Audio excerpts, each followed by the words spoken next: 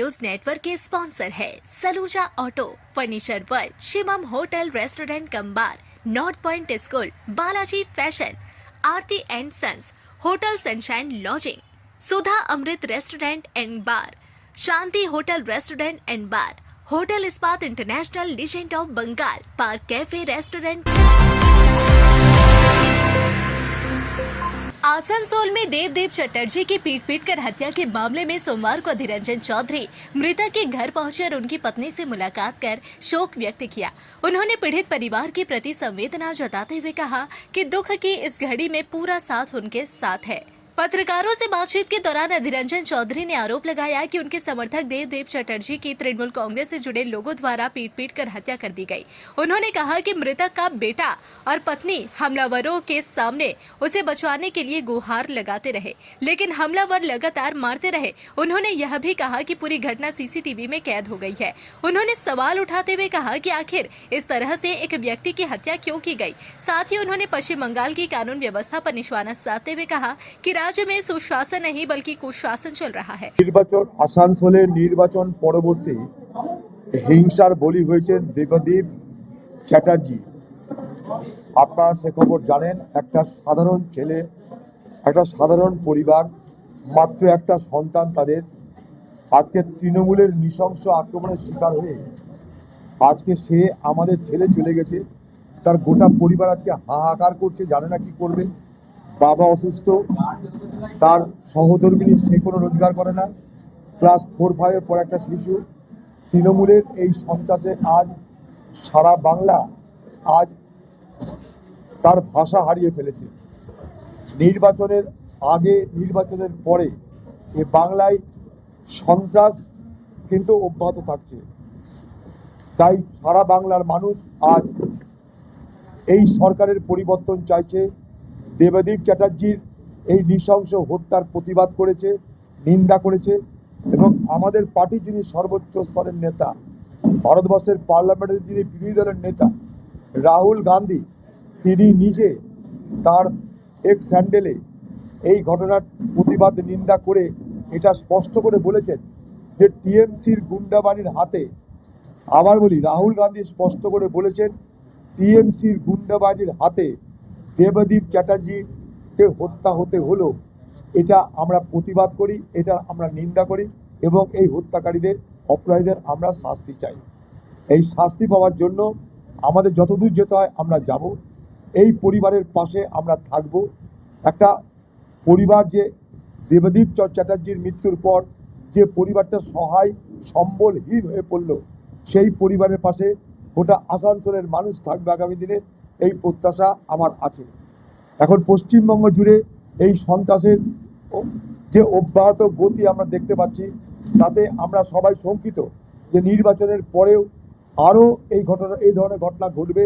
কারণ পশ্চিমবঙ্গের তৃণমূল পার্টি, তৃণমূল সরকার যত দেখছে যে মানুষ তাদের রিফিউজ করছে, মানুষ তাদের প্রত্যাখ্যান করছে, তত বেশি বেশি করে তৃণমূল আরও হিংসাশ্রয়ী হচ্ছে, তৃণমূল তত আক্রমণাত্মক হচ্ছে। অর্থাৎ মানুষ যত প্রত্যাখ্যান করছে, তৃণমূলের আক্রমণ তত বাড়ছে।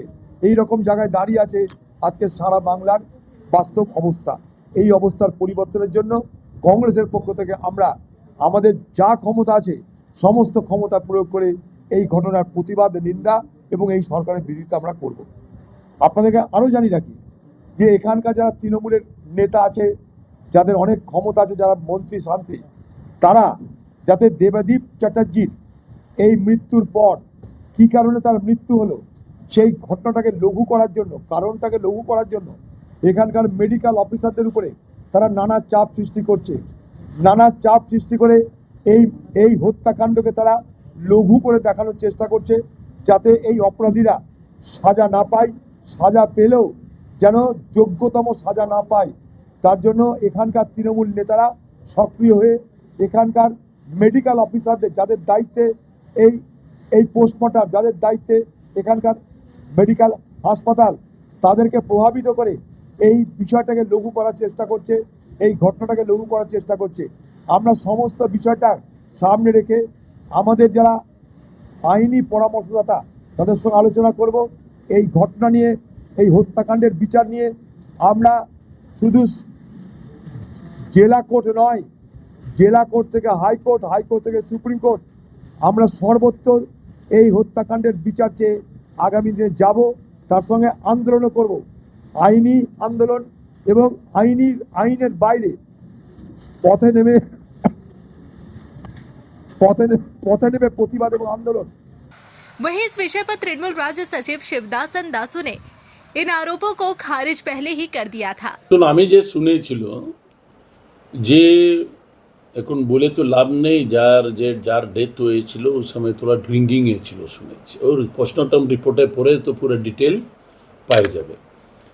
তো যার সঙ্গে বাহারের লোক যা মারামারি করছে, তো যাকে ছাড়াওয়ার জন্য গিয়েছে, যাকে লাস্টে অ্যারেস্ট হতে হয়েছে, ও যে ছাড়াওয়ার জন্য গিয়েছিল তৃণমূলের কার্যকর্তা, যার জন্য যাকে অ্যারেস্ট হয়েছে। আর যার বাড়ির লোক জানে এই ম্যাটারে যে যার ইনভলভমেন্ট নেই, আর যাকে লেকে অত ড্রামা হয়েছে, আমি বুঝতে পারছি না কংগ্রেস কেন এরকম পলিটিক্স করছে। নিজে কিছু অস্তিত্ব নেই, ইলেকশনে লড়তে ভালো করে লড়তে পারেই নেই, আর ওই কংগ্রেস পার্টি এটা এইরকম মুদ্দা লেকে তৃণমূল কংগ্রেসকে বদনাম করার জন্য মাঠে নেমে গেছে। আমি বুঝতে পারছি না। আমরা তো চাইছি দোষী ব্যক্তি গ্রেপ্তার হোক, যে পার্টির লোক গ্রেপ্তার হোক, যার উপর কারবাই দরকার।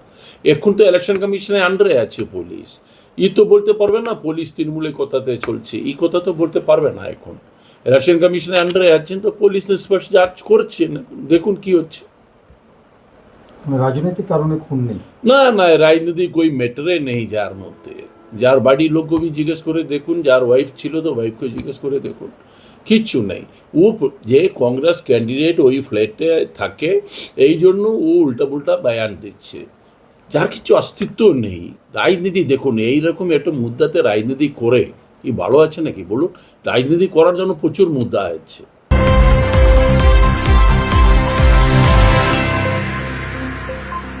बराकर शीतलपुर में केंद्रीय सुरक्षा बल के एक जवान ने आम तोड़ने गई एक नाबालिग बच्ची को ज्यादा आम देने के बहाने किया दुष्कर्म का प्रयास। बच्ची के हल्ला करने के बाद जवान भागा। घटना की खबर पाकर स्थानीय लोगों ने शीतलपुर केंद्रीय सुरक्षा बल कैंप का घेराव कर प्रदर्शन किया। वहीं पीड़ित के पिता और स्थानीय नेता रतन मसीह लोगों के साथ सकतोड़िया फाड़ी पहुंचे, आरोपी के विरुद्ध लिखित शिकायत की। वहीं इस घटना से गुस्साए लोगों ने शीतलपुर 3 गेट पर सड़क जाम कर विरोध प्रदर्शन करने लगे। स्थानीय लोगों ने कहा कि जब तक आरोपी को पुलिस पकड़ नहीं लेती तब तक सड़क अवरोध रहेगा। घटना के संबंध में मिली जानकारी के अनुसार रविवार की दोपहर शीतलपुर लाल बाजार CISF कैंप के पास रविवार को स्थानीय 2 नाबालिग बच्ची कच्चा आम तोड़ने के बहाने क्वार्टर में गई, जहां शीतलपुर के CISF जवान रमाकांत विश्वकर्मा ने उक्त लड़की को और अधिक आम देने के लिए अपने पास के क्वार्टर में स्कूटी से ले गया, जहां दोनों नाबालिग बच्ची में एक 5 वर्ष की बच्ची को बाहर खड़ा कर दिया। 10 वर्षीय नाबालिग को क्वार्टर में ले जाकर उसके साथ गलत कार्य करने का प्रयास किया। इस दौरान युवती ने जोर शोर से हल्ला मचाना शुरू कर दिया, जहां वह जवान लड़की को छोड़कर स्कूटी से भाग खड़ा हुआ। घटना को लेकर साकतोड़िया फाड़ी के प्रभारी विनय दास सभी को समझाते हुए आरोपी को पकड़ने के लिए शीतलपुर CISF कैंप पहुंचे, जहां आरोपी केंद्रीय जवान को पूछताछ के लिए हिरासत में लिया गया। इसके बाद आक्रोशित लोगों ने सड़क जाम हटाया। वहीं आरोपी को पुलिस ने गिरफ्तार कर लिया है और जांच शुरू कर दी है। सेंट्रल आर्म पुलिस फोर्स के अर्धसैनिक CISF के एक जवान उन्होंने बच्चे के साथ दुष्कर्म करने का प्रयास किया है और कोशिश किया है, जो कि अपमानजनक और बहुत ही शर्मनाक बात है। और ये दुष्कर्म करने से पहले वो तो सबसे पहले देश की सेवा कर रहे हैं, ये मन का ख्याल उनको नहीं आया। इससे बड़ी शर्मनाक हम लोग के लिए कुछ नहीं है।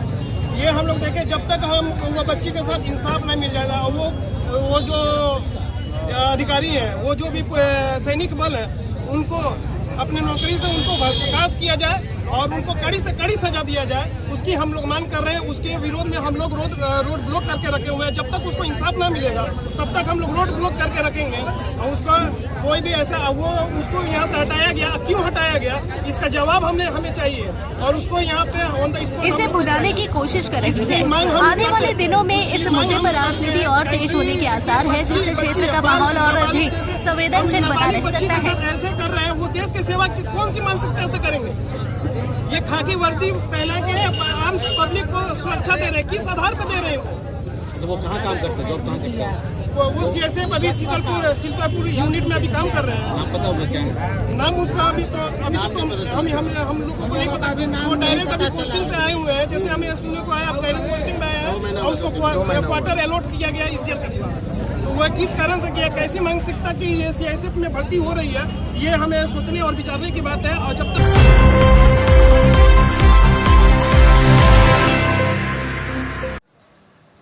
बंडपुर के पारंपरिक बाड़ी मैदान मंदिर में नई प्रबंधन समिति का गठन किया गया है। नियम के अनुसार हर 2 वर्ष में इस समिति का पुनर्गठन किया जाता है और उसी क्रम में इस बार भी नवनिर्वाचित सदस्यों ने अपनी जिम्मेदारी संभाल ली है। नई समिति में जहां अनुभवी सदस्य शामिल है तो वहीं कई नई चेहरों को भी जोड़ा गया है। संबंधित लोगों का मानना है कि इनके शामिल होने से मंदिर के संचालन और विकास कार्यों में और तेजी आएगी। इसके अलावा समिति की ओर से एक महत्वपूर्ण निर्णय की जानकारी भी दी गई। 60 वर्ष की आयु तक कार्यरत रहने वाले सदस्यों को जल्द ही औपचारिक रूप से सेवानिवृत्त किया जाएगा। हालांकि उनके अनुभव और शारीरिक क्षमता के आधार पर कुछ सदस्यों का अनुबंध के जरिए पुनः कार्यरत रखा जा सकता है। मिली जानकारी के अनुसार वर्ष 2002 में हुए समझौते के मुताबिक वर्तमान में कार्यरत सदस्य 60 वर्ष की आयु पूरी होने पर सेवानिवृत्त होंगे। इसी नियम का पालन करते हुए आगे की प्रक्रिया पूरी की जाएगी। আমাদের এই মন্দিরের বাইলজ অনুযায়ী প্রত্যেক 2 বছর অন্তর অন্তর কমিটি সিলেকশন হয়। তো সেই সিলেকশনে আমাদের যে ফিনান্সিয়াল ইয়ার আছে, ফিনান্সিয়াল ইয়ার হিসেবেই হয় 2 বছর। তো এই যে আজকে আমরা বসেছি, এটা একটা নতুন যে আমাদের কমিটি হলো, 2 বছরের কমিটি, একটা কমিটি শেষ হলো, আবার নতুন একটা কমিটি তৈরি হলো।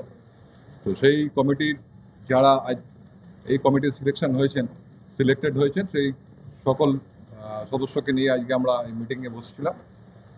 তো এরপরে এই কমিটি নেক্সট 2 ইয়ার্স তারা এই কমিটি পরিচালনা করবেন।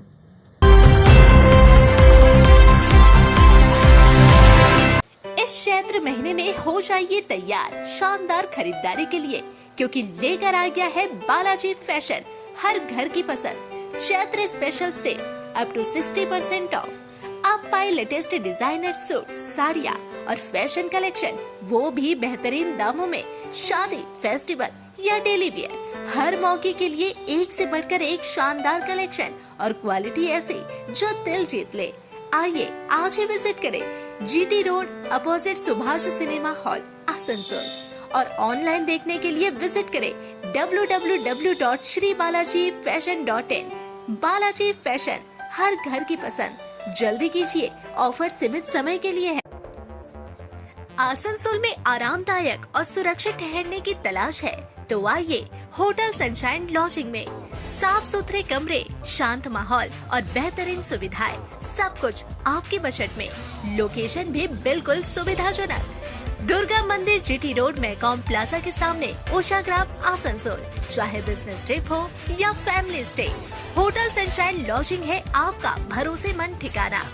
बुकिंग के लिए अभी कॉल करें 6296067046। होटल सनशाइन लॉजिंग, आराम, सुरक्षा और संतुष्टि की पहचान।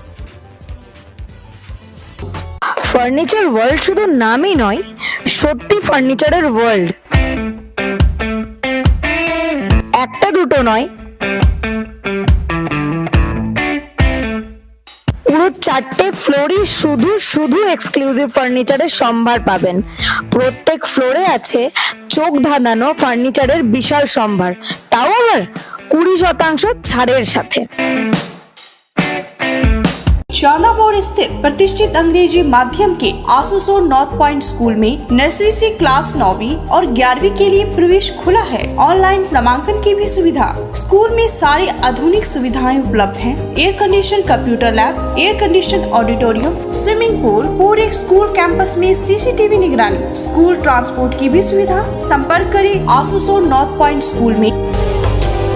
सिटी टुडे न्यूज नेटवर्क के स्पॉन्सर है Saluja auto, furniture world, Shivam hotel restaurant cum bar, north point school, Balaji fashion, Aarti and sons, hotel sunshine lodging, Sudha Amrit restaurant and bar, Shanti hotel restaurant and bar, hotel Ispat international legend of Bengal, park cafe restaurant.